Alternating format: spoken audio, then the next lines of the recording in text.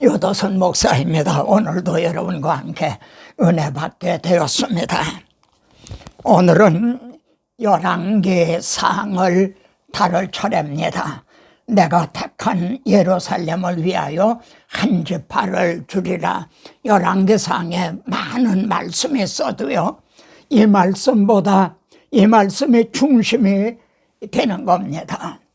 열왕기상의 내용과 주목할 일은요, 메시아 언약을 누구를 통해 계승하게 하셨는가, 또 하나님이 메시아 왕위를 또 어떻게 계승을 하셨는가, 그리고 열왕기에 등장하는 많은 왕들이 두 길을 중에 하나를 갔다는 거죠.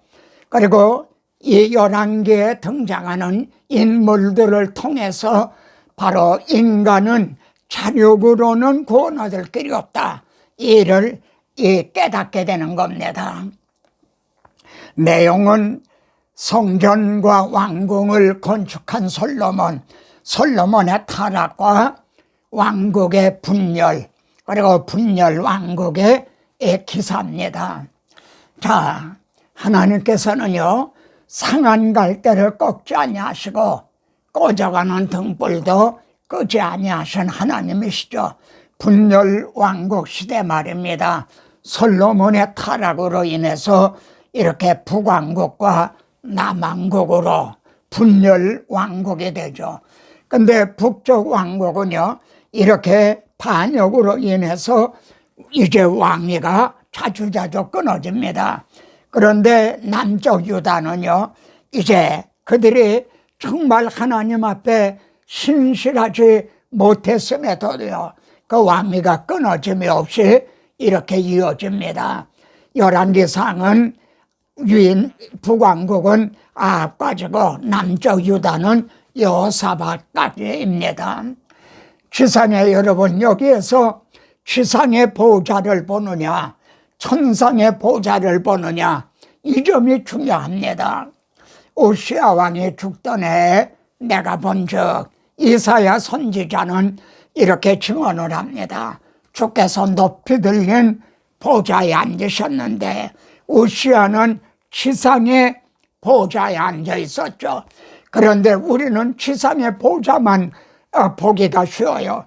그런데 하나님께서 높이 들린 천상의 보좌에 앉아 계시다는 거죠. 여러분, 계시록에서도요, 일 후에 내가 보니 하늘에 열린 문이 있는데 하늘의 보좌를 베풀었고, 계시록도 어려운 시기입니다. 그런데 지상의 보좌만을 보느냐 천상의 보좌를 보느냐. 스데반 집사님은 돌에 맞아 죽으면서도요, 보라 하늘이 열리고 하나님의 어린 양이 지금 나를 바라보고 계신다. 이 하늘의 보좌는 계제인 하나님은 누구를 통해서 통치하셨나요? 너 하나님의 사람아.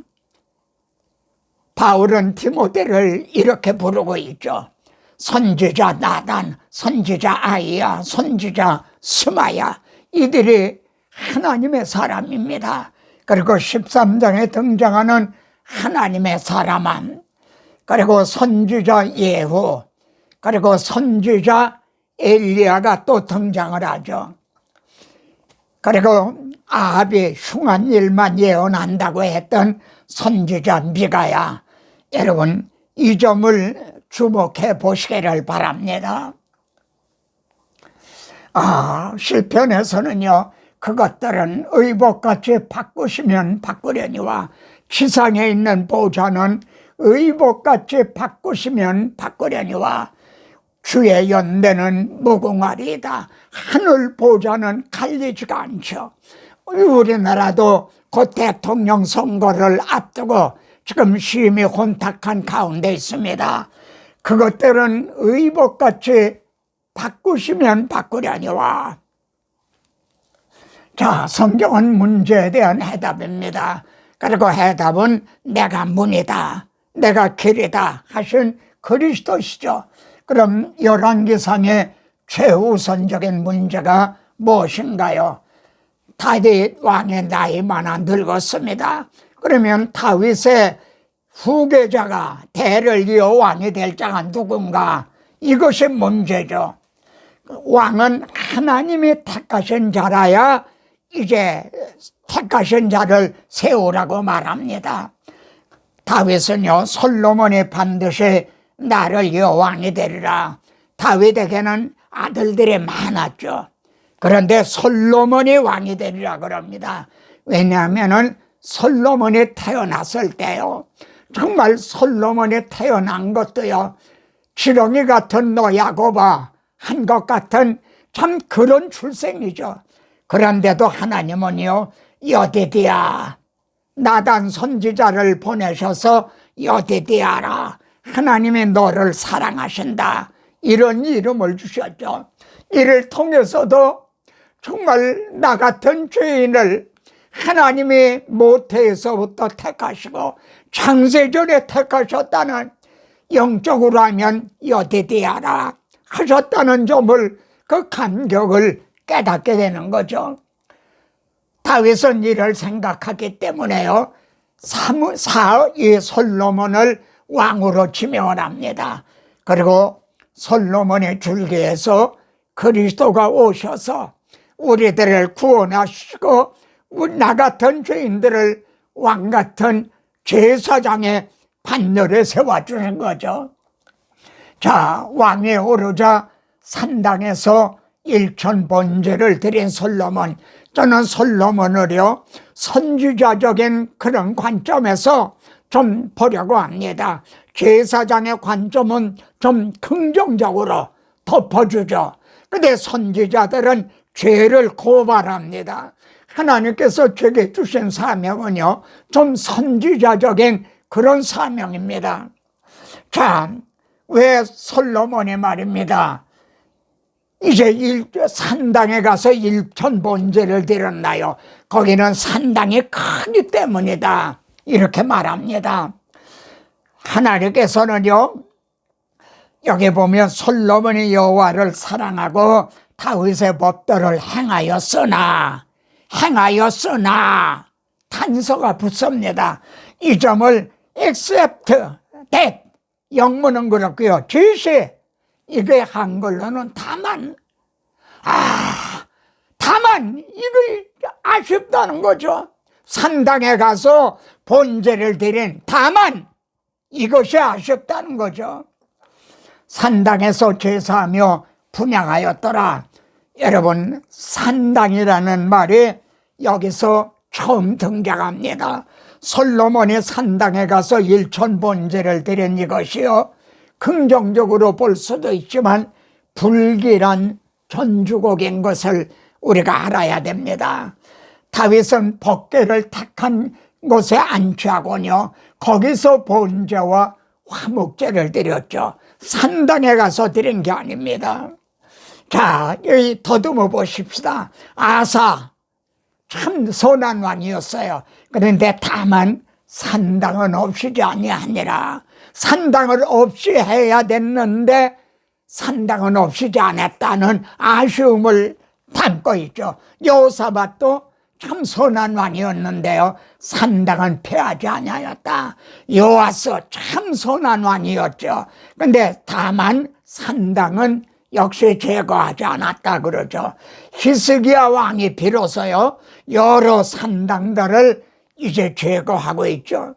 그러면 이 말씀을 대하면서 오늘의 산당은 무엇인가? 이거는 어떤 지리적인 문제가 아닙니다. 어디는 산당이고 여기는 아니고, 그게 아니라 메시아 언약, 복음 위에서 만일 공동체가 복음 위에서 모이지 않으면 그것이 산당이 될 수 있다는 점, 이 점을 명심하십시다. 솔로몬이 이스라엘을 한 4년 만에 성전을 건축을 하죠. 모리아 산에 말이죠, 성전을 건축을 합니다. 다윗이 정한 곳이라. 여러분, 다윗이 인구 조사할 때 오르난의 타작마당에 가서 단을 쌓으라, 실상은 하나님이 정해 주신 것이죠. 더 더듬어 올라가면 하나님의 아브라함에게 내가 지정하는 거기 가서 번제를 드리라고 하나님이 정해 주신 것이죠. 성전을 짓는데요 7년을 걸렸어요.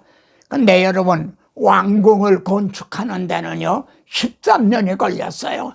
그리고 왕궁의 규모도요 성전 규모에 제가 규모를 잠깐 살펴보니까 약 4배나 돼요.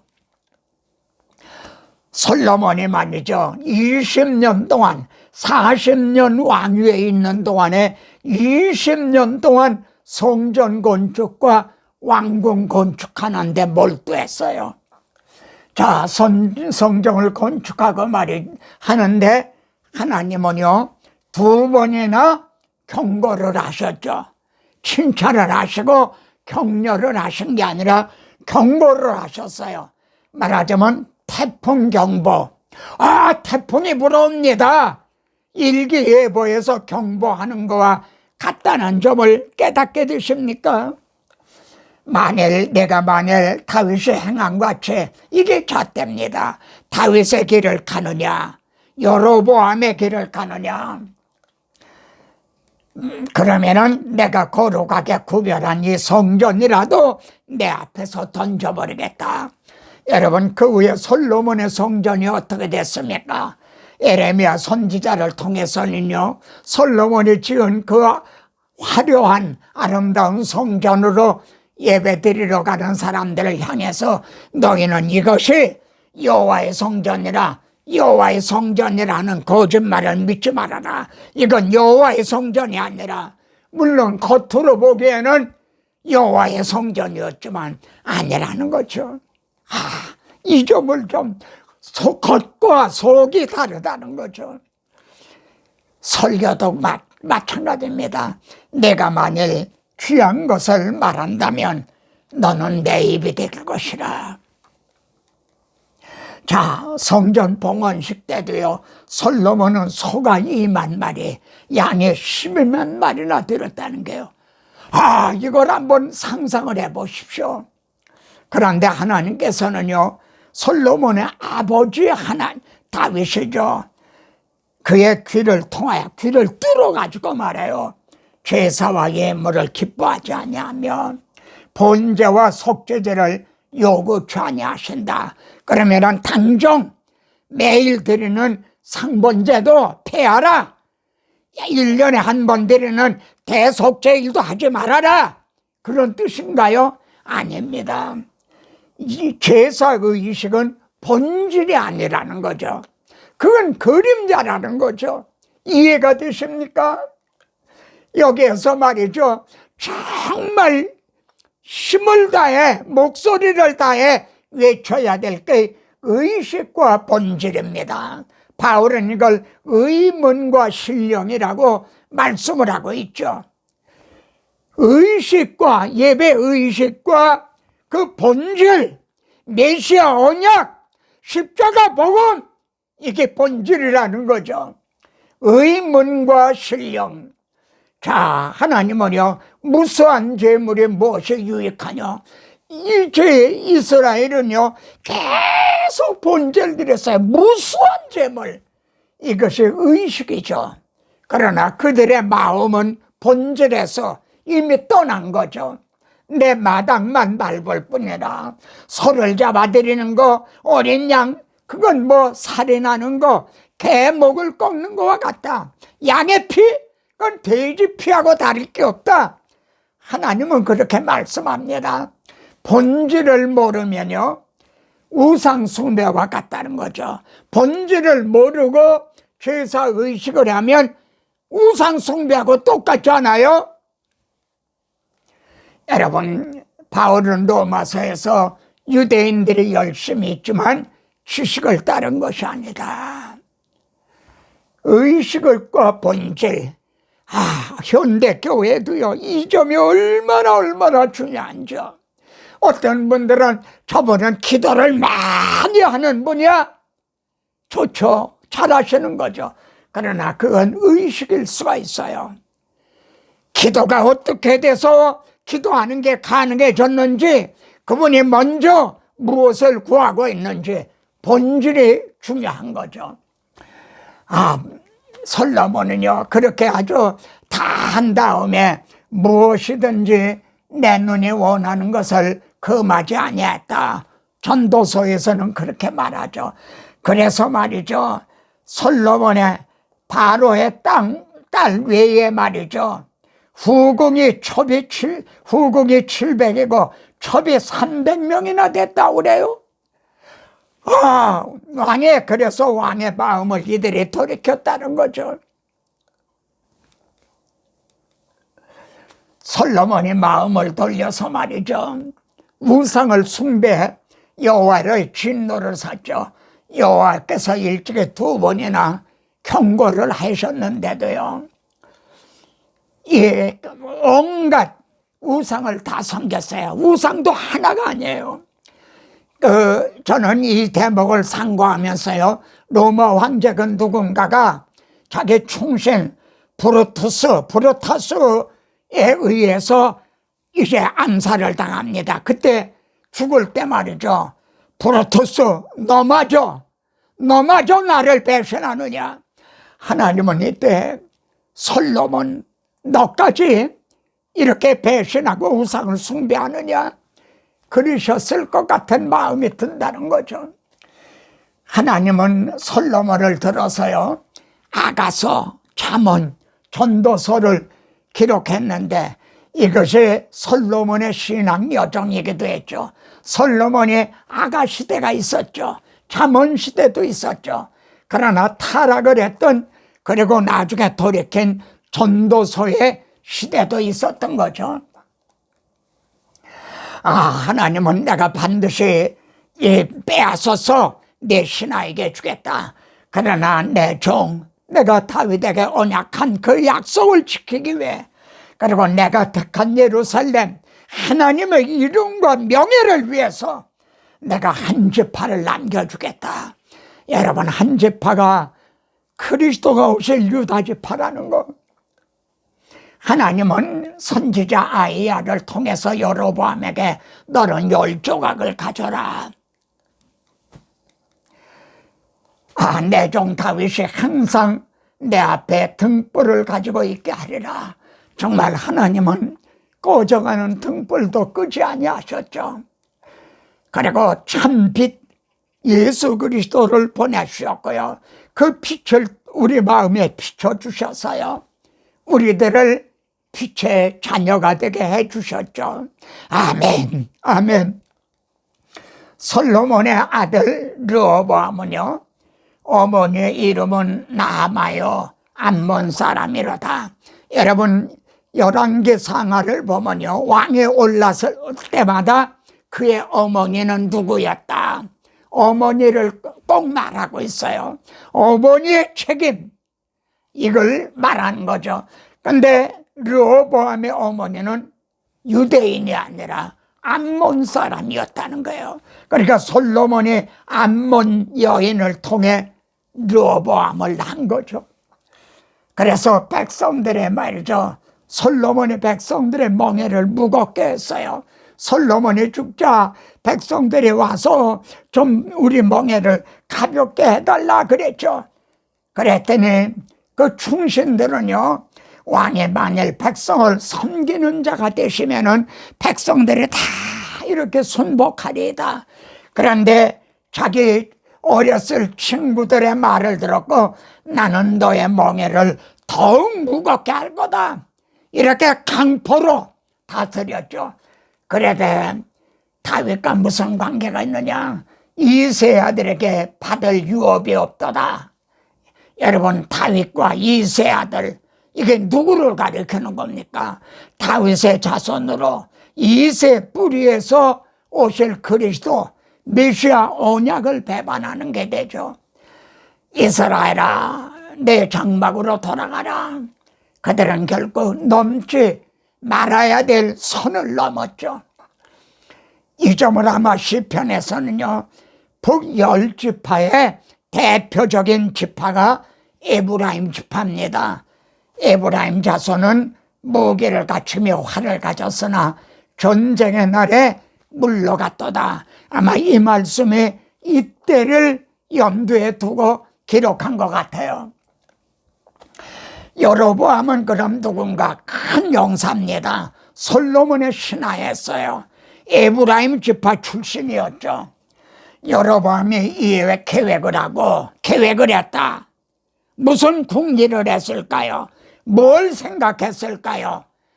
출애굽 당시에 아론이 금송아지를 만든 걸 생각했을 겁니다. 그때 백성들이 기뻐했잖아요.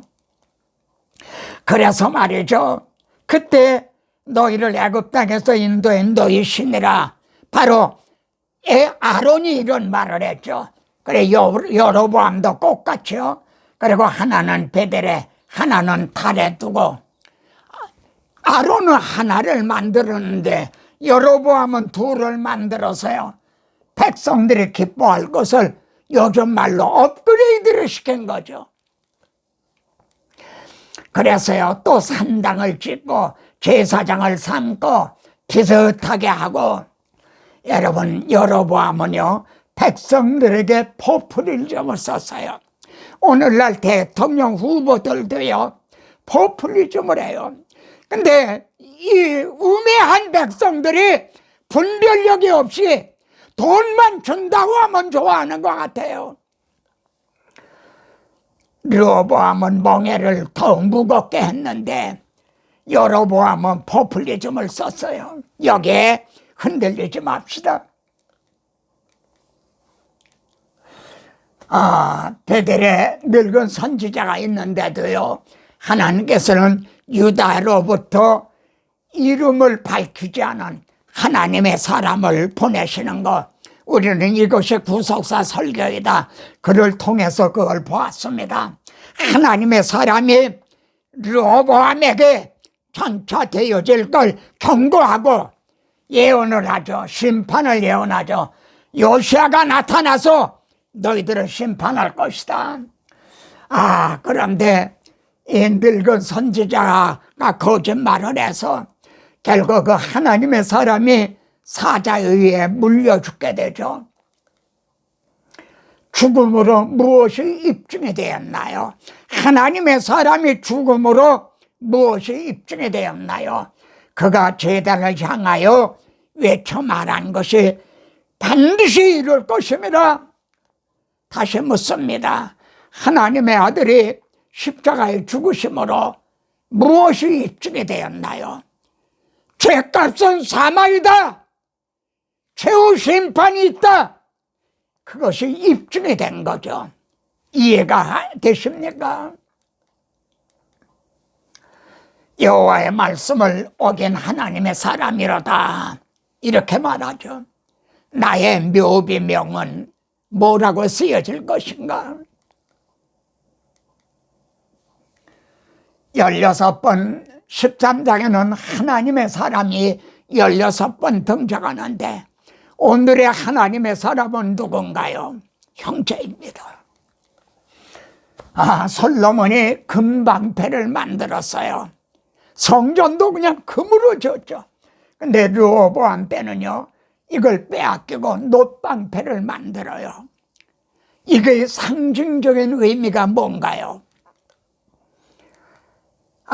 그렇게 흥왕하던 그가 애굽 왕에 의해서 말이죠, 여호와의 성전 보물도요, 그리고 솔로몬이 만든 금방패도 다 뺏기죠. 그러면 르호보암이 그냥 거기서 회개를 하고요. 그런데 그 대신 노수로 방패를 만들었다는 거예요. 참 눈물이 날 정도죠. 차라리 만들지 말지. 노수로 방패를 만들어서요, 하나님의 성전에 들어갈 때는 그걸 금방패 양 백성들에게 보라고 말이죠.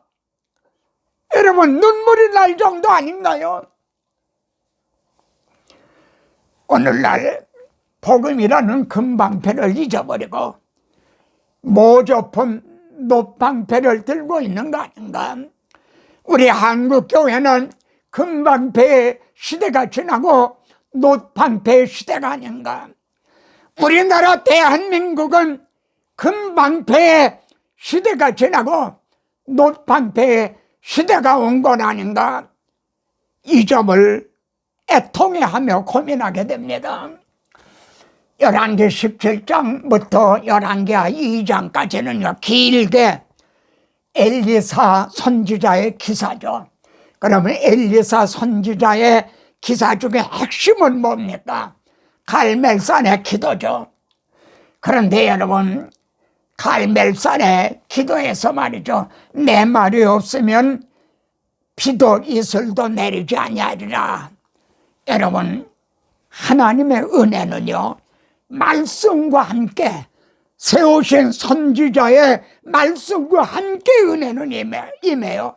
강단에서 십자가 복음이 전해질 때 성도들에게 이 은혜의 단비도 내리고요, 이슬 같은 은혜도 내려요.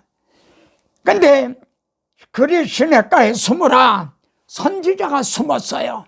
이건 하나님의 말씀이 숨은 것과 같아요. 오늘 이 시대는 말씀이 없어서 기근이 아닌가요?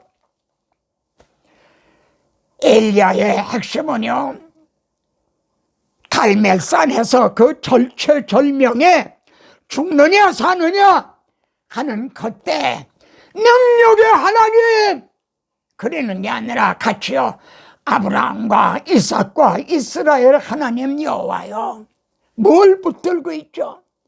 하나님의 아브라함, 이삭, 야곱에게 언약하신 메시아 언약을 붙잡고 있는 거죠. 이것이 엘리사 사명의 이제 기사의 핵심인 겁니다.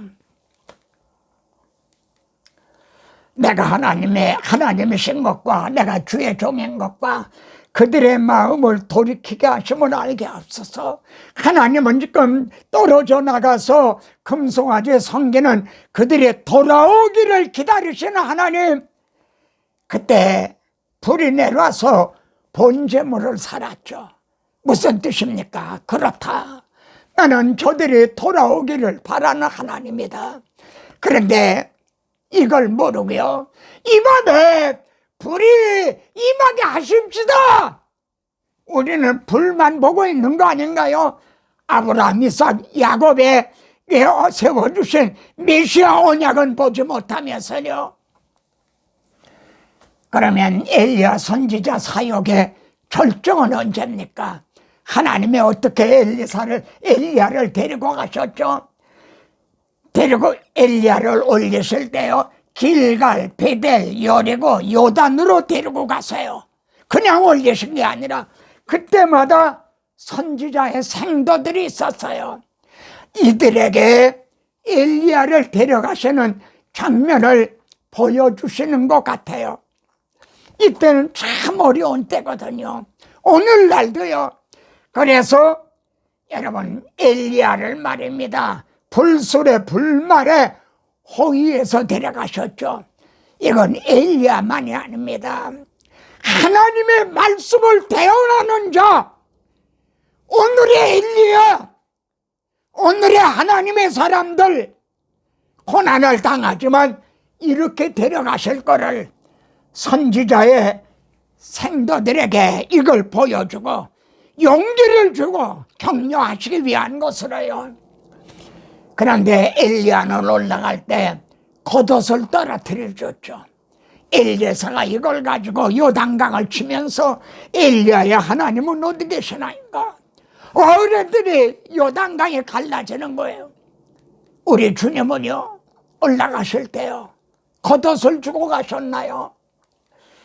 성령을 보내주시고요, 내 이름으로 기도해라. 나보다 너희들이 더 큰 일을 하리라. 하나님의 성령과 주님의 이름을 주고 가셨죠. 그래도 부족합니까?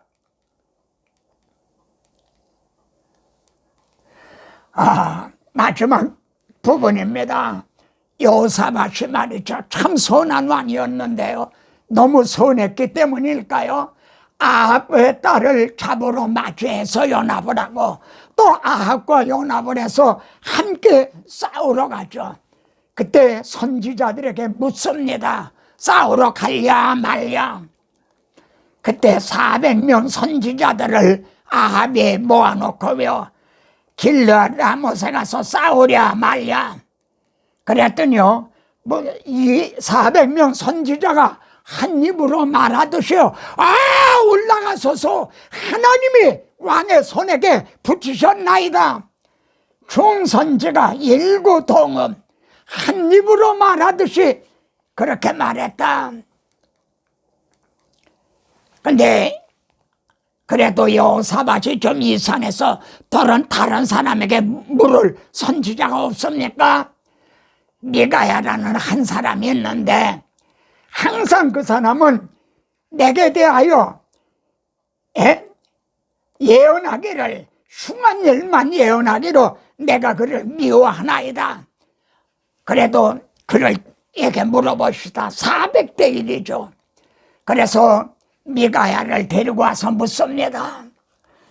미가야를 부르러 간 사람이 미가야 선지자도 똑같이 얘기하세요. 400명들이 그렇게 말하는데 그렇게 얘기하세요. 그러지 않으면 큰일 납니다. 그랬더니 여호와께서 내게 말씀하라고 하는 건 난 그것만 말할 것이다. 그리고 이렇게 얘기합니다. 왕은 여호와의 말씀을 들으소서. 누가 아합을 깨어 길르앗 라못에 올라가서 죽게 할고. 그랬더니 한 영이 내가 그를 꾀겠나이다. 나는 이렇게 하겠다. 나는 이렇게 하겠다. 뭐 다 그러는데 그 중에 한 영이요, 내가 꾀겠나이다. 넌 어떻게 꾀겠느냐? 내가 거짓말하는 영이 되어 모든 선지자의 입에 있겠나이다. 거짓말하는 영이 돼서 모든 선지자 입에 있겠다는 거예요. 그러니까 하나님께서 너는 꾀겠고 이루리라 그러셨다. 미가야는 이 말을 합니다. 얼른 보면 우리는 이해가 안 되죠, 이 장면이. 그러면은 성령께서 이 장면, 이 말씀을 기록하게 하신, 그래서 오늘 우리들로 이걸 상고하게 하신 의도가 무엇인지를 명심하십시다. 거짓말하는 영이 되어서 하나님이 내게 말씀했다, 내게 보여주셨다, 그러고 있는 건 아닌가요? 400명 중 한 명인 시드기야가 미가의 뺨을 치면서요, 여호와의 영이 나를 떠나 어디로 가서 내게 말하더냐. 여호와의 영이 자기를 통해 말씀하고 있다는 거죠.